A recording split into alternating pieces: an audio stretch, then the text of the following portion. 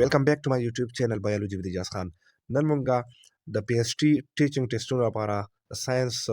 MCQ series chire shoroku.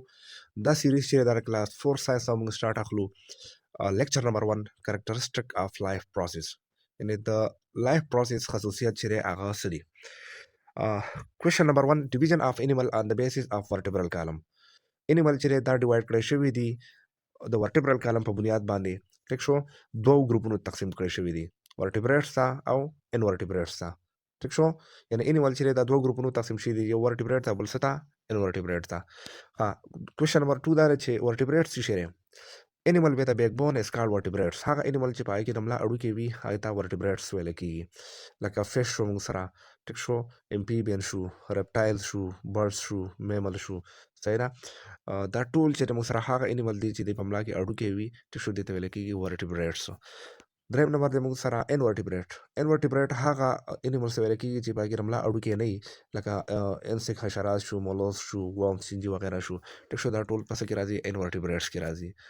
4 number does a starfish have a backbone په starfish کې دنده backbone وی یعنی په starfish کې دنده دملا اړو کې وی مطلب لکه MCQs یاد ساتای چې starfish چې پته کې دنده backbone نشته نو دا څه موږ سره دا invertebrate کې راځي خو دلته کې MCQs یاد ساتای چې بقایا سونه fish دي هغه ټول څه کې راځي vertebrate کې راځي ولې هغه په ملا کې اړو کې وی او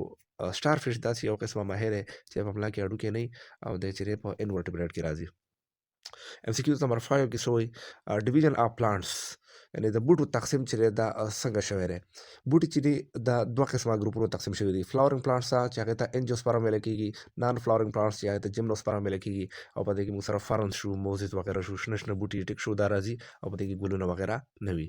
یعنی انجیوسپرم کې موږ سره راځي فلاورینګ پلانټس راځي او جیمنوسپرم کې موږ سره نان فلاورینګ پلانټ لکه فرن موزیس وغیرہ دا سيزونه راځي MCQs نمبر 6 کې سوی موزیس فرن اینڈ کونیفر دا سدي نو دا چې موږ سره نان فلورینګ پلانټس دي دا شنه شنه بوټي وي او په دې کې دنه څه ګلونه وغیرہ نه موجود MCQs نمبر 7 پاین جونیپر توجا سګو پامز دا سدي موږ سره کوم قسمه بوټي دي نو دا موږ سره جیمنوسپرم دي ټیک شو یعنی کون بیرنګ پلانټس دي هغه بوټي دي چې په دې کې دنه کون ځکه شنټي ونه ټایپ سيزونه کیږي او په دې کې ګلونه وغیرہ چې هغه نه کیږي MCQs نمبر 8 پلانټ ان د نارثرن ایریا اف پاکستان په نارثرن ایریا اف پاکستان کې دنده کوم کوم بوټي موجود وي نو الته کې پاین وی جونیپر وی دیودار وی برچ وغیرہ دا سيزونه موجود وي MCQs نمبر 9 پیپر کین بی میډ فرام وچ پلانټس پیپر چې دا کوم بوټي نه تیاریږي ټیک شو نو دا موږ سره کوم بوټي تیاریږي د کې بمبو راځي پاین راځي یوکلیپټس وغیرہ د دې سيزونو دا څه کې موږ سره تیاریږي یعنی نختر او کې کراو د ټایپ سيزونو نه او د ګونانو نه ها 10 نمبر MCQs کې سوي which type of living thing at a particular place په دې کې کوم یو جاندار سيزونه دي چې په خاص ځینو کې وینم سره مطلب ویرس ټایپ اف لیوینګ تھنګ ایٹ ا پارټیکولر پلیس مختلف قسمه جاندار سيزونه مختلف قسمه ژوندۍ سيزونه چې په خاص ځینو کې د پاتې کیږي د دې تسویل کې بایو ډایورسټي او د دې بایو ډایورسټي د وجې نه په دنیا کې یو بیوټي موجود وي خاص موجود وي لکه هر شي یو شانتي وي نو بیا یو خاص نه وو کته هر مرغۍ ته وګوري هر ګل ته وګوري هر بوټي ته وګوري ټیک شو دغه شنه هر قسمه انسانانو ته وګوري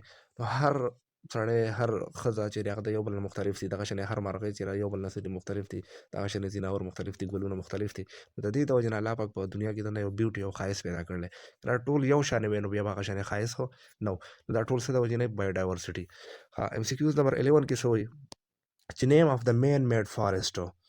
هغه کم فارسټ دی چې لکه هغه انسانانو خپل په لاس باندې جوړ کړی دی نو هغه چنګه منګه فارسټ چې هغه ته ویل کېږي پاکستان لارجسټ مین میډ فارسټ دا پاکستان ټولو نه غټ ځنګل دی چې دا په خپله جوړ کړی شوی دی یعنې انسانانو جوړ کړی دی نیکسټ MCQs کې سوی ټایپ اف ټیث د غاښونو قسمونه انسایسر دي موږ سره کیناینز دي پریمولر دي اینو مالر دي ټیک شو بیا موږ سره نیکسټ MCQs کې سوی انسایسر څه دي موږ سره نو انسایسر چې دا فرنٹ ټیث دي دا مخامخ چې کوم غاښونه دي او دا موږ کټینګ دپاره استعمالوو یعنې خوراک په دې باندې موږ څه کوو کټ کوو MCQs نمبر 14 کیناینز کیناین چې دا پوینټ ټیث دي تیره تیره غاښونه وي او دا موږ ټیرینګ فوډز دپاره استعمالوو لکه په دې باندې موږ خوراک څه کوو هغه شلو MCQs نمبر 15 کې سوی چې پریمولر څه ته وایي نو پریمولر موږ سره هغه غاښونه دي چې په هغې کې موږ څه کوو خوراک چې د هغې ګرنډینګ کوو یعنې چاقو یا چیوینګ چبانه وغیره ټیک شو دا خوراک چې د هغه موږ شاته وي سو بیا په هغې باندې موږ خس خس کوو صحیح طریقې سره هغه میده کوو. ټیک شو. MCQs نمبر 16 کې سوی مول ورسته وي لارج ټیث ایٹ د بیک یوز فار ګرینډینګ فوډ. دا ټولو نه غړ غاښونه دي او دا ټولو نه شاته موجود دي په خوله کې او داسې کوي خوراک چې دا خاص کوي میده کوي. دا موږ سره د کلاس 4 ساينس MCQ سیریز ټیک شو چې د دې موږ سٹارټ اغسته دی. لیکچر نمبر 1 دی د PhD ټیسټ پریپریشن لپاره. دا ویډیو چې لازمي وکړئ خپل ملګرو سره شیر کړئ. الله حافظ.